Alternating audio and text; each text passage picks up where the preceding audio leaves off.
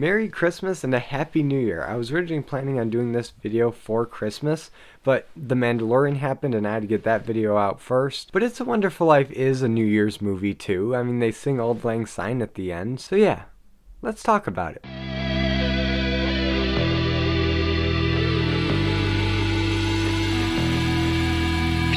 It's a Wonderful Life. So It's a Wonderful Life came out in 1946 and was directed by Frank Capra and stars Jimmy Stewart as George Bailey. And It's a Wonderful Life has become the quintessential Christmas movie, and this is probably because at some point the copyright for this movie expired and every network on TV played it around Christmas time for decades. That was until recently when Turner Broadcasting picked it up and owns it to this day. So sadly, It's a Wonderful Life is not in the public domain anymore, but for so long it was, and has made this the quintessential Christmas movie. And funny story, my introduction to It's a Wonderful Life wasn't from the movie itself, but was actually in the Batman animated series episode Christmas with the Joker, wherein the Joker interrupts all the airings of It's a Wonderful Life one Christmas and airs his own special, where some people are gonna die. So for me, that began the association with It's a Wonderful Life and Christmas, even though it still took me many years to actually get around to watch the movie. And by the time I actually got around to watching the movie, I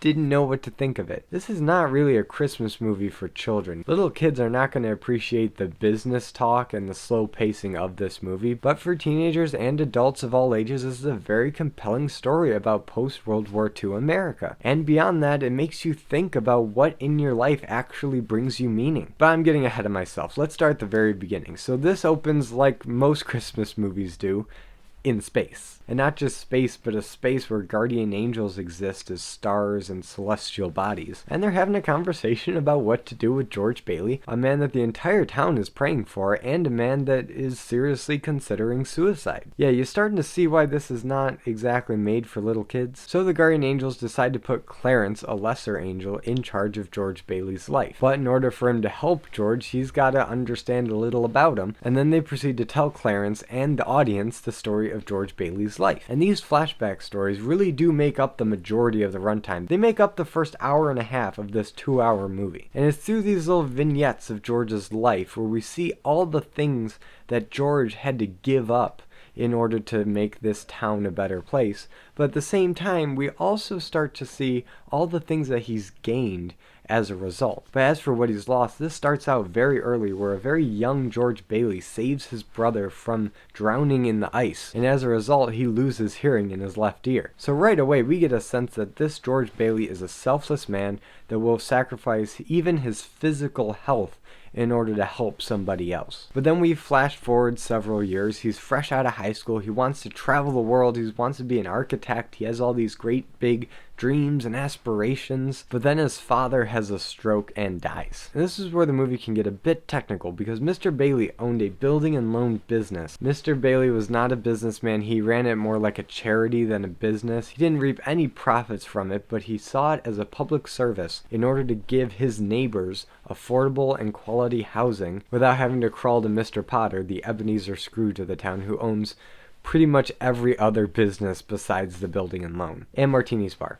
That one's safe. So suffice it to say, when Mr. Bailey dies from his stroke, the town is in trouble. The town needs the building and loan to survive. And the only way the shareholders can agree to keep it alive is if George Bailey runs it. So because of this, George has to put off all of his traveling plans, all of his college plans, all of his hopes and dreams and aspirations for life have been crushed by this one obligation to help his town. But it only gets better from there, because George gives Harry his college money so that Harry can go off to college. And in the meantime, George got 4 years older and Harry found a beautiful wife, married her. And when Harry comes back, George realizes that he can't stick Harry behind that desk. Harry was offered a much better job with his father-in-law, and he'd be a fool not to take it. So George once again takes that sacrifice, still can't go to college, still can't travel the world. He's stuck in Bedford Falls. But it's not all bad. I mean, he did get married to Mary, played by Donna Reed, the love of his life, a woman that's loved him her whole life. And hey, maybe he can do some traveling with the money he saved up for the wedding and honeymoon.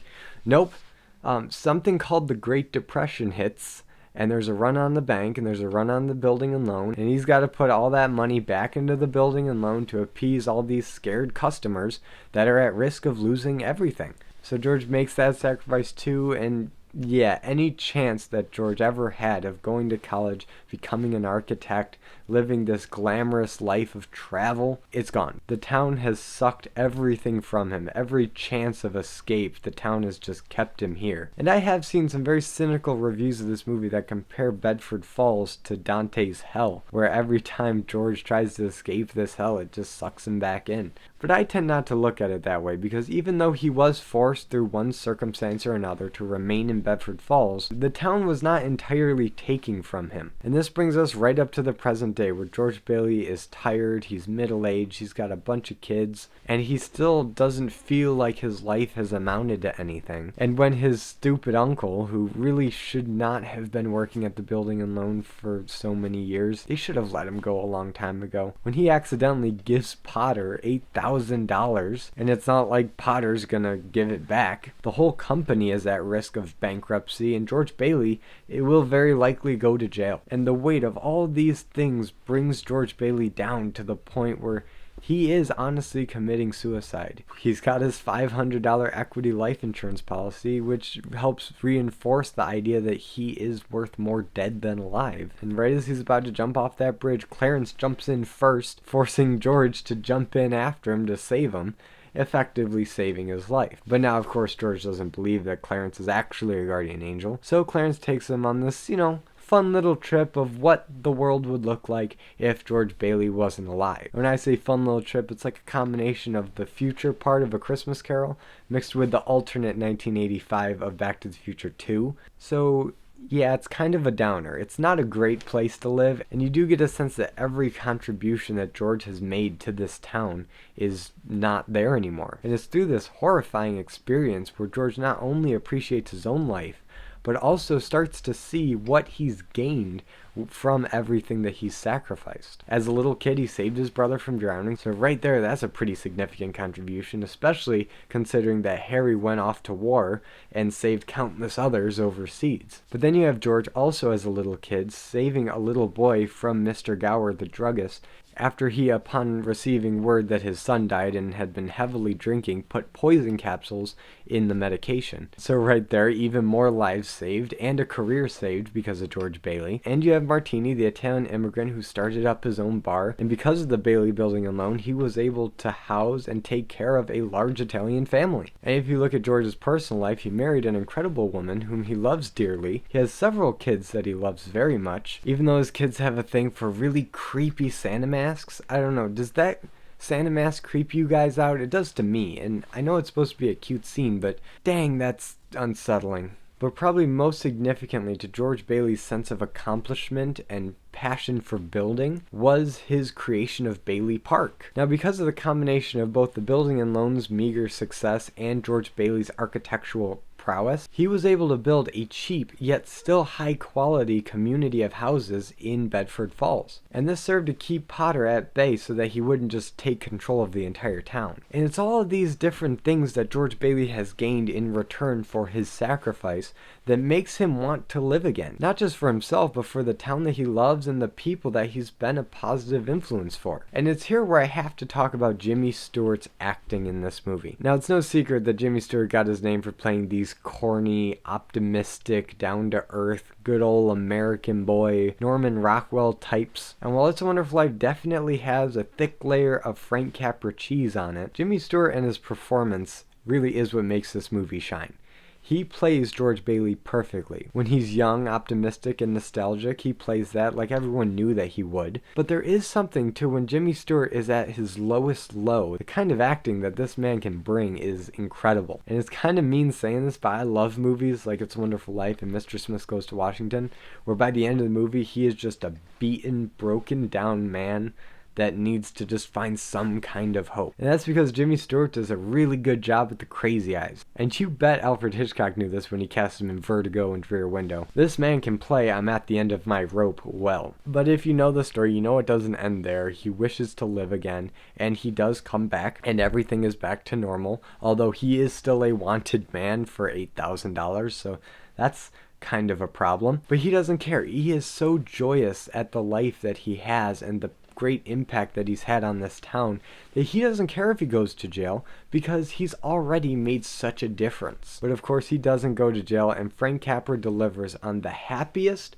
most feel-good ending you could ever have to a movie. And if you can think of a movie with a happier ending than It's a Wonderful Life, I want to see that movie because I think we could all use a bit more joy in our lives. But this ending is fantastic. Mary and Uncle Billy have gone all around the town looking to collect money so that they can pay off that $8,000 deficit. And the town comes in with all the money that they can scrounge up, and they pay off that debt and then some. George Bailey is finally rewarded for all the heart and soul and money that he has poured into this town, and the town finally reimburses him tenfold. But it's important to realize that this ending isn't just so happy because of the financial reimbursement. It's happy because regardless of the money, George has finally found peace with Bedford Falls. He's found purpose in his life. He's found joy with the family and the neighbors that he has. And it's because of this that honestly this movie makes me cry every time I watch it. I don't know how this happens, but you can show me the saddest movie you can think of. Old Yeller, Marley and Me. Not a tear. Show me It's a Wonderful Life, and by the end, the tears are coming. So yeah, that's It's a Wonderful Life. I could go on and talk about behind the scenes trivia or small details that I pick up every time I view it. But for this video, I just wanted to get across what the story is, why it works, and why this is one of the best Christmas movies ever made. And it comes down to that central idea of how one life can affect so many other lives, and at the end of the day, all those other people will recognize that and are thankful for it. So yeah, I'm sorry I missed Christmas, but Happy New Year's to all of you out there, and I hope 2021 will be a much better year than 2020. And if you like this video, be sure to give it a like and subscribe for more content, and hit the notification bell to be notified every time I upload a video. And as always, I'm Colby. This is my nerdy talk, and I'll see you in the next video.